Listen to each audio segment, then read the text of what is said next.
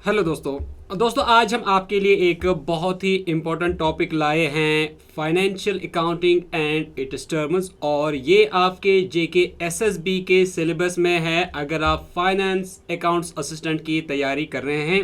Video को and तक देखते रहें। वीडियो को स्टार्ट करने से पहले आपसे रिक्वेस्ट है कि अगर आप चैनल पर नए तो चैनल को सब्सक्राइब करें और साथ में बेल आइकन जरूर प्रेस करें। वीडियो अगर अच्छी लगी तो वीडियो को लाइक करने के साथ साथ शेयर भी जरूर करें चैनल को सपोर्ट करने के लिए। तो दोस्तों स्टार्ट करते हैं आज की ये वीडियो। दोस्तों financial accounting and it's term जो है ये अकाउंटेंसी एंड बुक कीपिंग में आपका पहला ही टॉपिक दिया गया है। सबसे पहले हम देखेंगे कि फाइनेंशियल अकाउंटिंग क्या होता है। तो फाइनेंशियल अकाउंटिंग जो है ये ब्रांच है अकाउंटिंग का।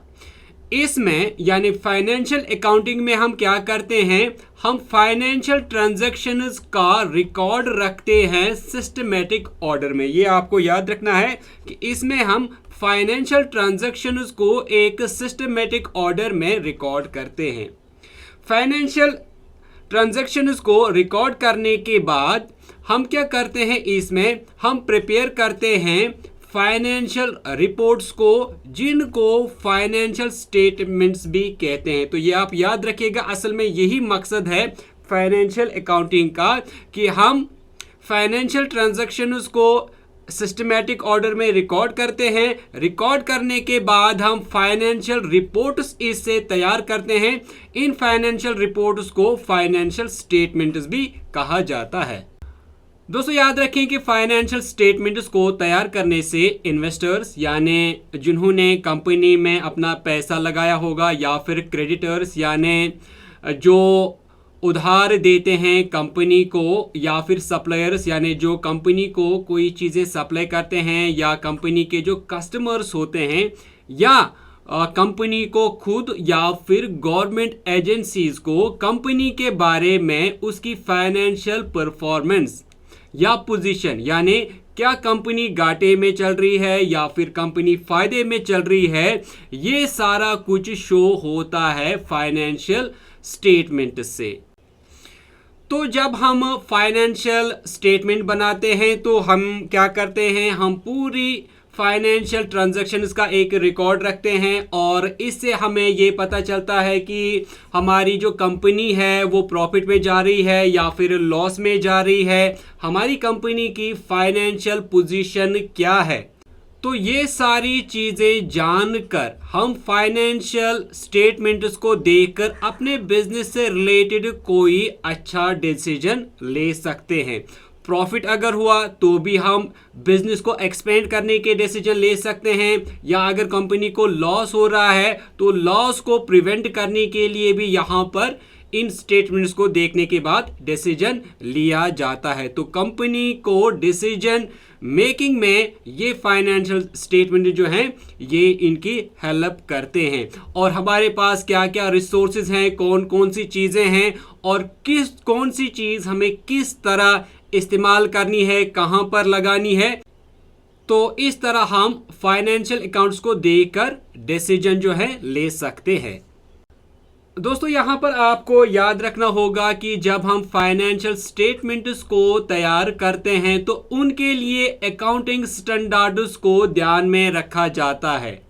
इन अकाउंटिंग स्टैंडर्ड्स को गैप यानी जनरली एक्सेप्टेड अकाउंटिंग प्रिंसिपल्स को ध्यान में रखते हुए फाइनेंशियल स्टेटमेंट्स को बनाया जाता है, प्रिपेयर किया जाता है। तो अब मैं आपको बताऊंगा कि कौन कौन सा फाइनेंशियल स्टेटमेंट बनाया जाता है।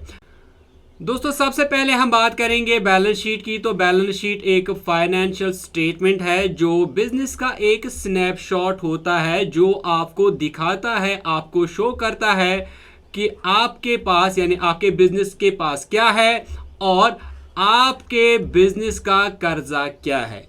शॉर्ट में आप ये कहें कि ये आपको तमाम इंफॉर्मेशन देता है कि आपके बिजनेस के पास कितने एसेट्स हैं, कितनी लायबिलिटीज हैं और कितनी इक्विटी या कैपिटल है। दोस्तों यहाँ पर आप ये ज़रूर याद रखें कि एसेट्स बराबर होता है लायबिलिटीज प्लस कैपिटल या इक्विटी के, और इसको अकाउंटिंग इक्वेशन कहा जाता है। ये बहुत ही इंपॉर्टेंट है, इसके बारे में हम एक सेपरेट वीडियो में अलग से बात करेंगे, जिसमें हम आपको बताएंगे एसेट्स या फिर एसेट्स के टाइप, जिसमें करंट एसेट, फिक्स्ड एसेट या फिर लायबिलिटी या फिर कैपिटल क्या क्या होता है, कौन कौन सी चीज़ें एसेट्स होती हैं, कौन सी करंट होती हैं, कौन सी फिक्स्ड होती हैं, कौन सी नॉन करंट होती हैं। ये सारा कुछ हम एक सेपरेट वीडियो में डिस्कस करेंगे। फिलहाल हम नेक्स्ट फाइनेंशियल स्टेटमेंट के बारे में बात करेंगे। इसको कहते हैं इनकम स्टेटमेंट, या इनकम स्टेटमेंट को प्रॉफिट एंड लॉस स्टेटमेंट भी कहा जाता है। इनकम स्टेटमेंट हमें शो करता है कि जो कंपनी है उसके पास कितना रेवेन्यू आया, कितना रेवेन्यू कंपनी ने कमाया, और इस कंपनी को ये रेवेन्यू कमाने में कितना कॉस्ट या एक्सपेंसेस हुए, ये भी ये शो करता है।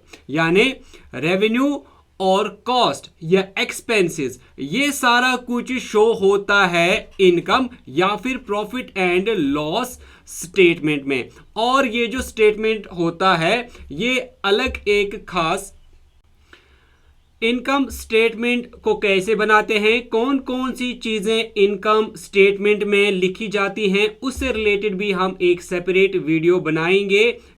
फिलहाल हम चलेंगे नेक्स्ट फाइनेंशियल स्टेटमेंट पे। तो दोस्तों ये है कैश फ्लो स्टेटमेंट। ये भी एक फाइनेंशियल स्टेटमेंट होता है। ये स्टेटमेंट जो है ये हमें inflow and outflow of cash show करता है, जिसको मोमेंट ऑफ कैश भी कहा जाता है। यानी कंपनी में कितना पैसा आया और कंपनी से कितना पैसा बाहर गया, ये कैश फ्लो स्टेटमेंट शो करता है। इसके बाद होता है नोट्स ऑफ अकाउंट्स। ये भी फाइनेंशियल स्टेटमेंट्स होते हैं। ये सपोर्टिंग पीस ऑफ इंफॉर्मेशन होते हैं जो आप फाइनल अकाउंट्स के साथ रखते हैं। इनसे इंफॉर्मेशन मिलती है जो आपने अकाउंट्स बनाए होते हैं उनको अंडरस्टैंड करने में।